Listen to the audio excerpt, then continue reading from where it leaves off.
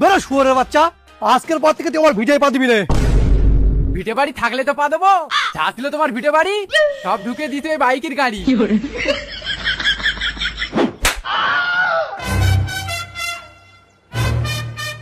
আরে বাবা চোদা, তোর ভাগ্যে মনে তুই এখনো বেঁচে আছিস। শালা তুই মানুষ, বাপের ঘর বাড়ি বিক্রি করে গাড়ি কিনেছিস।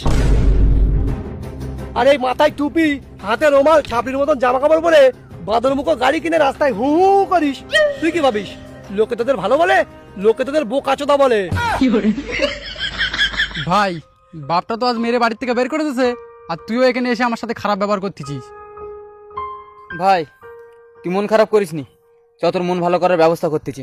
কি করবি, রাশিয়ান নিয়ে আসবি নাকি? আরে ওর রাশিয়ান আসবে না, চল তিনজনে একসাথে গিয়ে গাঁজা খাবো।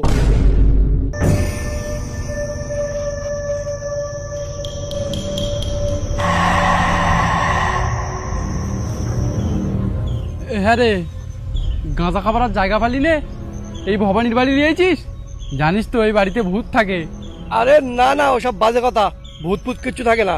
আর যদিও বা থাকে তোরা একদম ভয় করবি না, আমি আসি তো। আসতে বল শালা ভূতকে, এই ঘরে ফেলে পিছন মেরে দেবো। চল তোরা।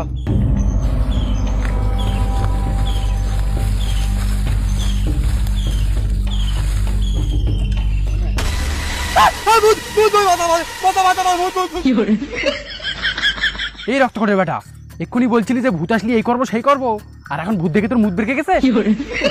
কোথায় মুখ বের গেছে? আমি তো তোদের দেখাচ্ছিলাম ভূত দেখে আমার ভয় করবি না। এবার দেখ ভূতির আমি কি হাল করি।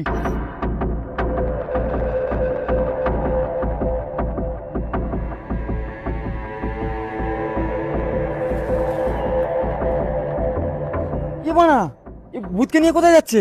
আরে ও বলছিল না ভূত আসলে ধরে পিছন মেরে দেবো, সালা মানে ওই জন্যই যাচ্ছে।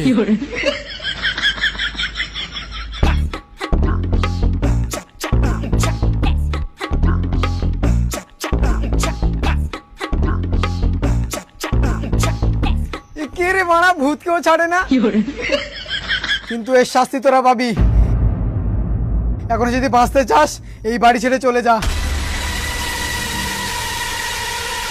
কি বললো শুনলি তো? তোরা ভাই যা, আমি যাব না। আরে কিছুই হবে না, তুই চল তো, আমি আসি তো, আয় আমার সঙ্গে।